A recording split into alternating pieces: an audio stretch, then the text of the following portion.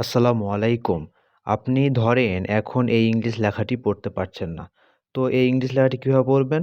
এদিকে দেখেন স্পিকার নামে একটি আইকন রয়েছে, আইকনে ক্লিক করবেন। আমি আইকনে ক্লিক করে দিচ্ছি।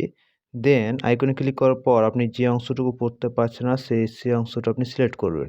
আমি এই অংশটি পড়তে পারছি না তাই আমি এই অংশ সিলেক্ট করে নিলাম। এবারকার এই ম্যাক্স করে ক্লিক করবেন। Taxes, invoicing, receipts. Not exactly what you had in mind when you set out to be a freelancer, right? ঠিক এইভাবে কিন্তু আপনি আপনার যে লেখাগুলো বা আম যে লেখাটুকু আপনার পড়তে পারছেন না, ঠিক সেইভাবে এই লেখাটা আপনি পড়তে পারবেন। তো এই কাজটি কীভাবে করবেন চলুন দেখাই। শুরুতে আপনি আপনার ফোনে সেটিংস অপশনে চলে যাবেন। আমি আমার ফোনে সেটিংস অপশনে চলে যাচ্ছি। সেটিংস অপশনে আসার পর নিচের দিকে স্ক্রল করবেন এবং এটি লেখা আছে শর্টকাট অ্যান্ড অ্যাসেসিবিলিটি নামে একটি অপশন রয়েছে, এই অপশনে ক্লিক করবেন। আমি এই অপশনে ক্লিক করে দিচ্ছি। দেন এখানে নিচের দিকে দেখুন আবার অ্যাসেসিবিলিটি অপশনটি রয়েছে, এই অপশনে ক্লিক করে দেবেন। তারপর নিচে রয়েছে সিলেক্ট টু স্পিক, এই সিলেক্ট টু স্পিক অপশনটি আপনি অন করে দেবেন।